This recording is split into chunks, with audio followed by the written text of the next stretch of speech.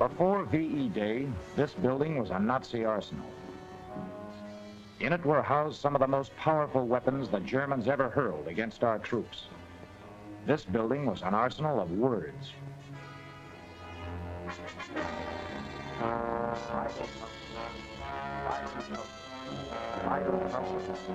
Divide and conquer. Divide and conquer. Divide and conquer. Divide and conquer. Divide and conquer. Divide and conquer. Divide and conquer. Divide and conquer. Divide and conquer. Divide and conquer. A powerful weapon, gentlemen. And I'm pleased to tell you that we are using it well. In America, for example, we have a very fertile field, a mongrel nation. There we are able to play on many strengths. Protestant against Catholic, Gentile against Jew, capital against labor, white man against black. Consider this last group, for example. In the American Army, 1 out of every 10 soldiers is a Negro. We are working constantly through our agents in America to divide these black men from the whites. Here we are playing on frictions that already exist, and it is not difficult to build these up, to persuade the Negro to hate the white man, and to convince the white man that the Negro is stupid and irresponsible, unfit to handle the tools of modern war. When the real test comes, you will see the results. By splitting off the Negroes, we will in effect have reduced the American army by 10%. 10% casualties without firing a shot. 1 million enemy soldiers, gentlemen. That is a major engagement. And if this mongrel American army dares to attack the sacred shores of the fortress Europe, you will see chaos in their ranks. These are the sacred shores of the fortress Europe. And approaching those sacred shores is the mongrel American army.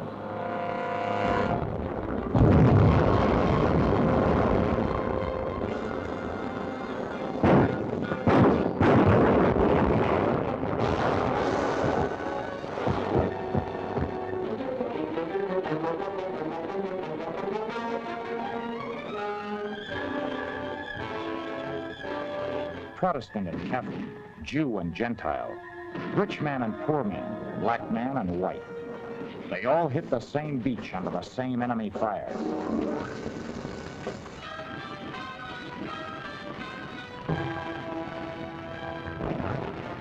When they were hit, they felt the same pain.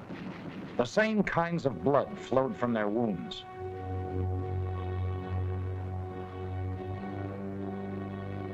They established their beachhead and they held it. The Americans had landed. They were fighting a bloody path across the hedgerows of Normandy when a counterattack came.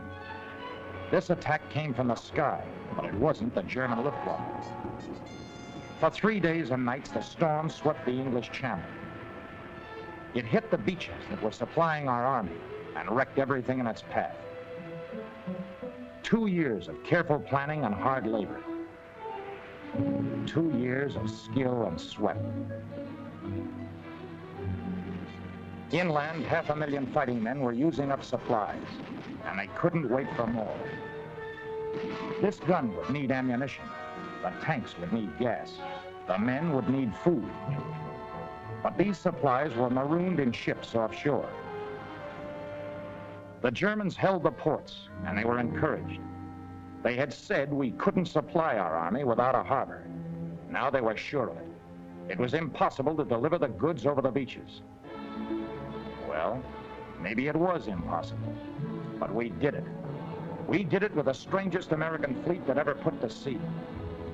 With these amphibious 2.5-ton trucks, the men of the port battalions established a 24-hour-a-day ferry service.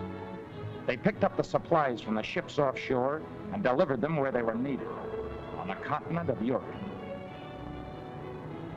This soldier did his job, and so did this one.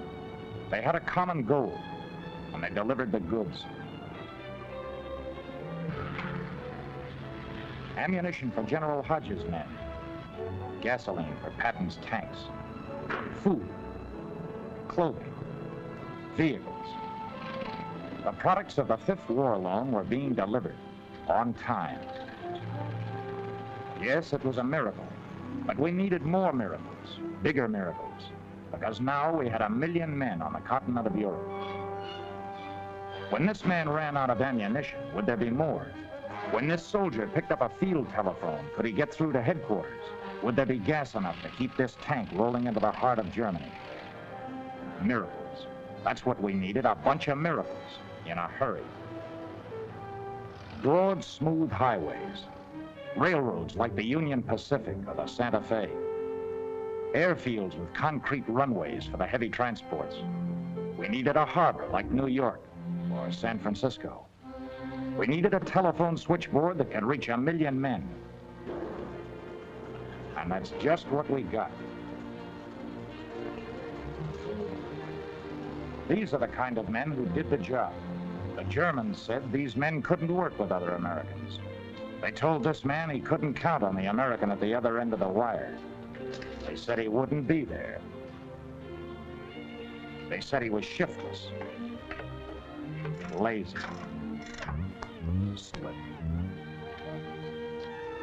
irresponsible.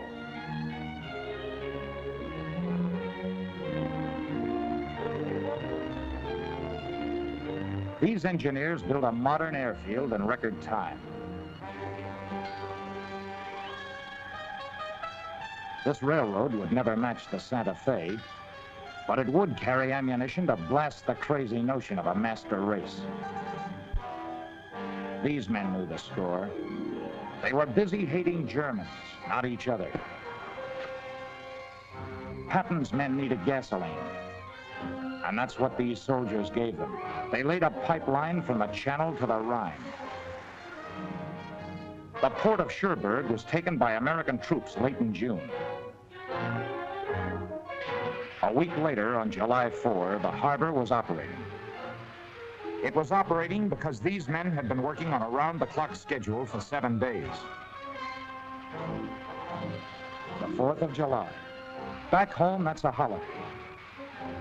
You might be taking your girl to the beach, or sitting at the band concert holding your wife's hand, or taking the kids out for a picnic in the country. But this wasn't that kind of a 4th. This was 4 July, 1944, and there was a job to be done. Of course, there were fireworks here, too. But you didn't have time to stop and watch the display. Because these men knew how to work together, a devastated harbor city became a useful port again. The stockpiles were building up.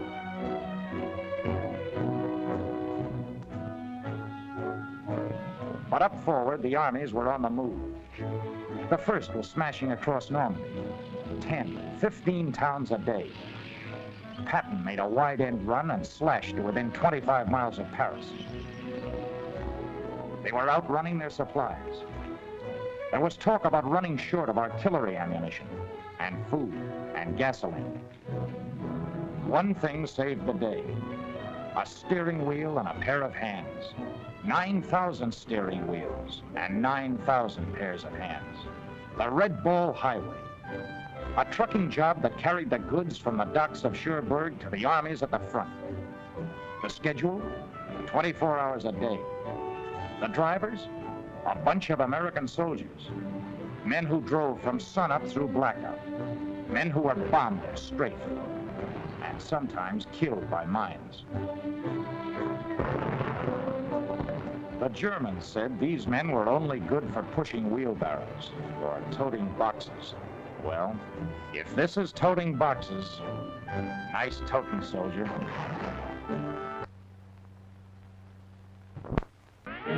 These are the men who couldn't work together, who'd never get along. They didn't agree with you, Dr. Goebbels. General Eisenhower didn't agree with you either. Speaking for him is Major General E.S. Hughes, who expresses the appreciation and commendation of the Supreme Allied Commander. The success of our recent military operations, he says, depended on the Red Ball Highway for the delivery of vital supplies. When those supplies were most desperately needed, the Red Ball drivers delivered the goods. Congratulations for a tough job well done. In the air over Germany, Another Nazi myth was being shattered. You couldn't sell prejudice to the 15th Air Force, Mr. Hitler. On a bombing mission over enemy territory, a fighter escort is a mighty comforting sight. You don't ask who the other pilots are or where their grandfathers came from. You know they're Americans, and that's good enough. This man thought it was plenty good enough. As far as he was concerned, this man could fly top cover for him any day. He'd been out with a 332nd Fighter Group before.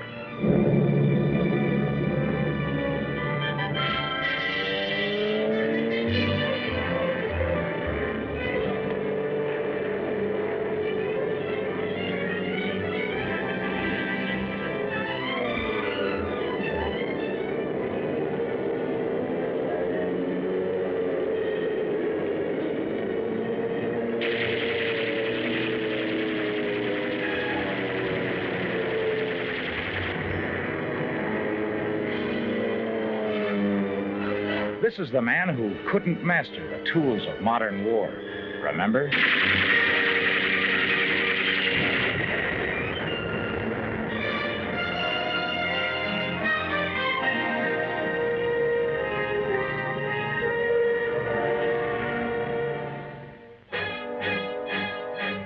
In the ground fighting, too, Americans were working together as a team. On 21 September 1944, the 101st Infantry launched an attack. They were supported by the 769th Field Artillery. On 25 December, the 370th Infantry attacked in the Po Valley. They were supported by the 695th Field Artillery.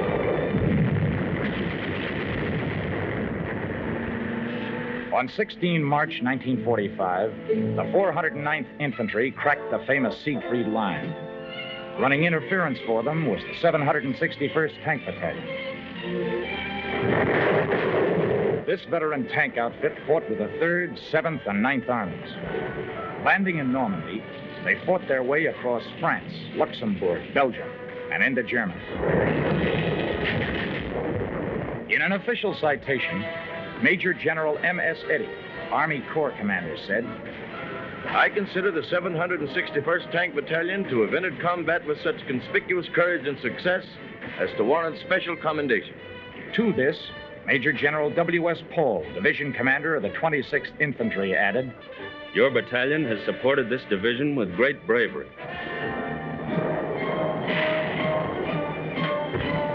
These men had to have a belief in each other and in their country that was stronger than anything the enemy could hurl at them.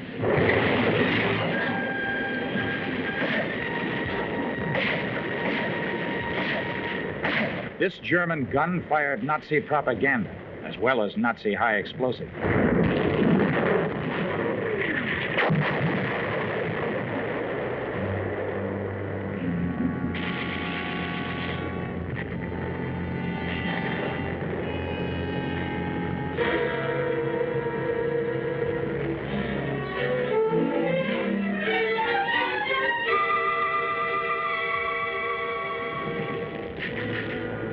These men needed each other. What would this man do? That's what this man wanted to know. We know now what he did. We know what they both did. And we know that they did it together. The price was not easy to pay, but they paid it.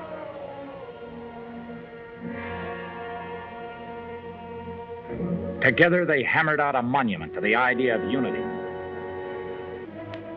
And they fashioned a tomb for the idea of a master race.